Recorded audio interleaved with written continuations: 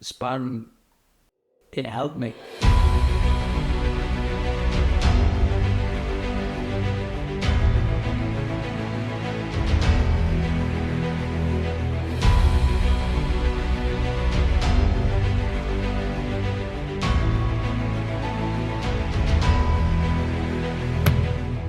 Sparring, it's everything. It's everything in boxing, everything in amateur. Like if you don't spar, you're not going to get no timing. You're not going to get no reactions. You're not going to get the nerves. You're not going to get anything if you don't spar. You can train. You can get as fit as you want. It's like people where some kid walks into a gym and he's got all the talent in the world. He looks absolutely amazing, unbelievable on the pads, unbelievable on the bags. He looks absolutely brilliant, or she looks absolutely brilliant. And then they get in the ring, they get punched in the face, like Mike Tyson said. Well, everyone's got a plan to get punched in the face. They get punched in the face and they don't like it, and they're nowhere near as good. They haven't got the. It brings everything out in a person in the ring. It either shows, and it showed me like sparring. And I know I keep saying that I used to get really nervous in sparring, but I just think nerves are good. People who say they don't get nervous in sparring, they're liars, or there's definitely something wrong with them, because the nerves help definitely. But sparring, you need sparring. You need sparring in boxing. As a kid, you need to go in as an amateur, and you need to get the sparring in. And yet, if you don't spar, you're not gonna grow as a boxer. It helped me loads, because it helped me develop more self-belief.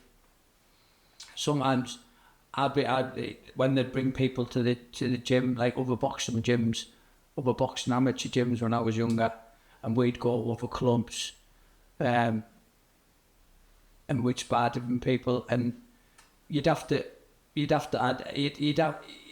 deal with the situation of thinking you're going to get beat up and thinking you're not going to perform as well and you're not going to be good.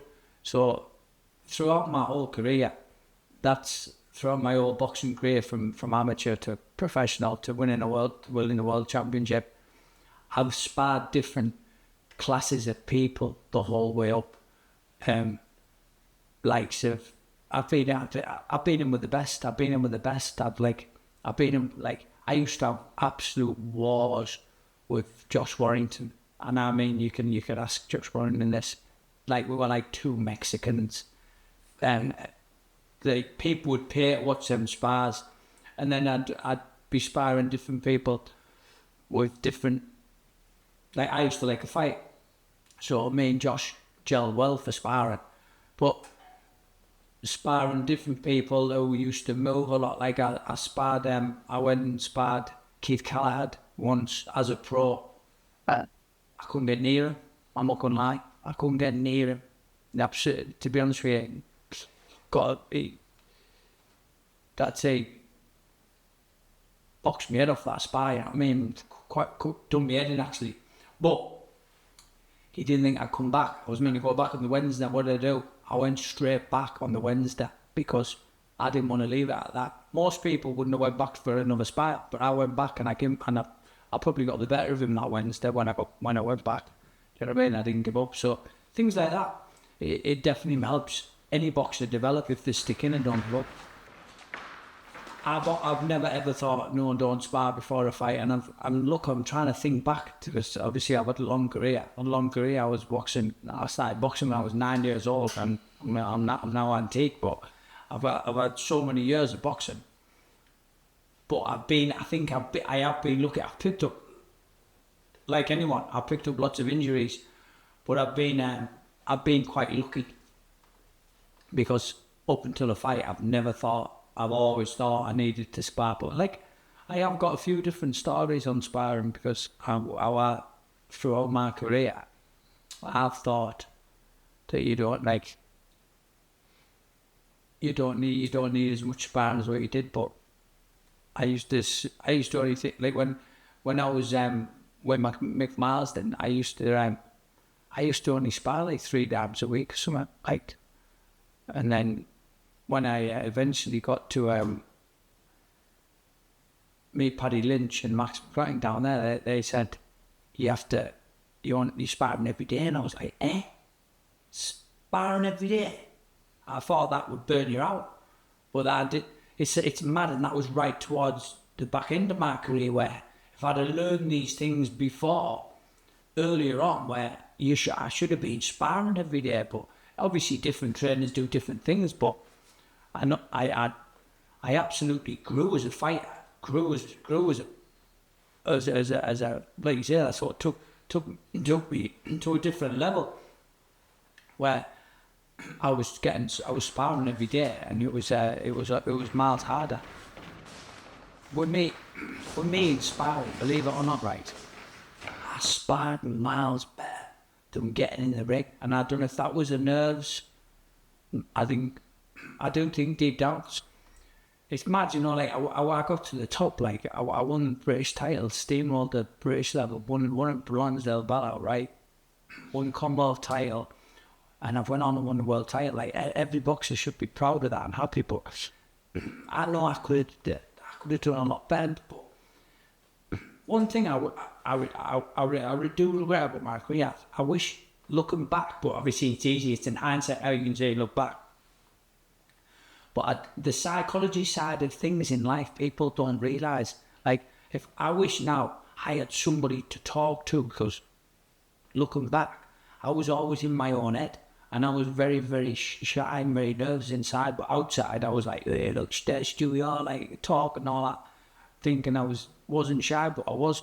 And I think if I had a psychologist, sports psychologist, someone to talk to, I would have done miles better. I'd have been calling the Nui out a lot. As habits in sparring and picking up habits, I didn't really have any habits, as in, I don't know if people like little rituals before they got in, like a few press-ups or I didn't have no. I used to just get very nervous for sparring. Like I didn't have, probably the habits I had was getting nervous for every spar. I think I had about 100 amateur fights, mate, and I got nervous every single one, and I got all the pro fights, I got nervous every single one, like exactly the same as my first fight. Walking into the world title, I got that exact same feeling. It was mad. But the only habit I can think I did have was I just kept coming forward all the time in sparring. I was always in the face, and I carried that on throughout my professional career. That's probably my main habit.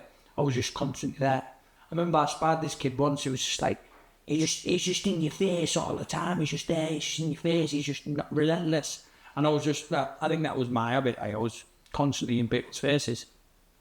I think that was definitely my biggest strength. And that's another thing, psychology. Like, certain people got in my head, and like, I didn't realise that there was this psychology side of boxing I'd done. I look back, now I'm finished, I look back and I think, there was, like, I went 12 rounds with probably the hardest man in boxing in my way at the time, like Rusty Linger. People might say he's not, but listen, I was in the ring with him. I put him down on his ass in the third round, and he got up, and he kept coming and kept coming and kept coming, and he smashed my face in. My eye was shut. His eyes were both nearly shut. The man was rock hard. The fight before, Sergio Perales, he was from Mexico, come across the border to America, like, absolutely. I think he had about 21 wins, 20 knockouts, something like. Every time he punched me, I was fuzzed. And then people were, he looked sound. But yeah, I looked sound in the ring. But every time he hit me, I realised why he knocked so many people out. And then I go fight someone like Paul Butler, and he gets in my head.